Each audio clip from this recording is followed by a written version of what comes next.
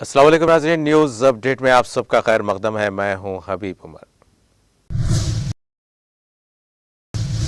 2019 میں کورونا وبا کے بعد سے پہلی مرتبہ سفر کرنے والوں کا دیکھنے میں آ رہا ہے رش۔ دبئی سے یومیہ آنے جانے والے مسافروں کی تعداد 2,15,000 کے لگ بھگ ہوگی۔ امارات کی گولڈ مارکیٹ میں سونے کی قیمتوں میں ہو رہی ہے مسلسل کمی۔ گزشتہ ہفتے کے مقابلے میں اس ہفتے 1 گرام سونے کی قیمت 3.25 سے 4 درہم رہی۔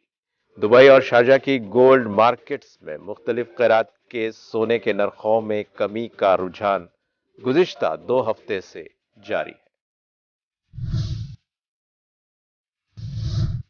امارات میں سوسائٹی میں ہم آہنگی کے لیے ایک کمیونٹی مہم، ایک جامع اور مربوط معاشرے کو فروغ دینے کے لیے ایک کمیونٹی کے نعرے کے ساتھ 5 زبانوں میں ایک نئی ہم آہنگی مہم کا کیا گیا ہے آغاز۔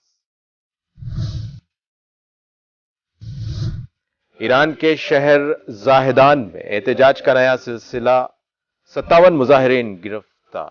مشرقی شہر زاہدان میں احتجاج کا نیا سلسلہ ہو گیا ہے شروع۔ 3 ہفتے قبل اس شہر میں کریک ڈاؤن کے دوران تقریباً 100 مظاہرین مارے گئے۔ لبنانی ڈانس گروپ مایاس کی دبئی میں شاندار پرفارمنس۔ دبئی کے پام جمیرہ میں دی پوائنٹ فاؤنٹین کے قریب اپنی شاندار پرفارمنس سے مداحوں کو حیران و ششدر کر دیا۔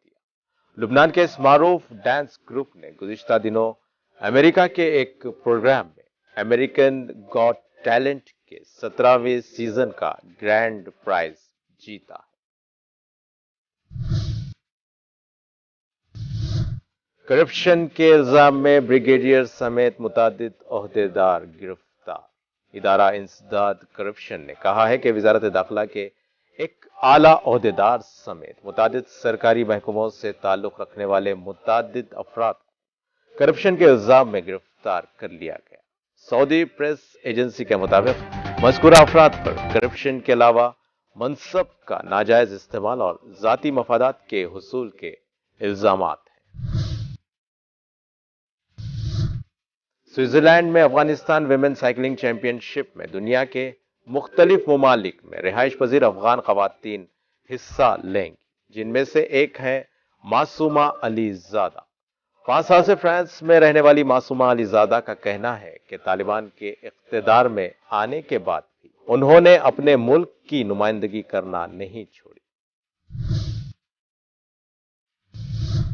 40 برس کی غیر متزلزل کوششیں، دنیا کو چین کی ضرورت ہے۔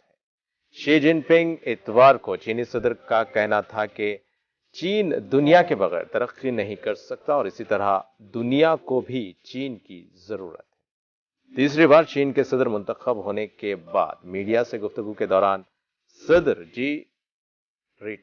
صدر شی جن پنگ نے دیا بیان۔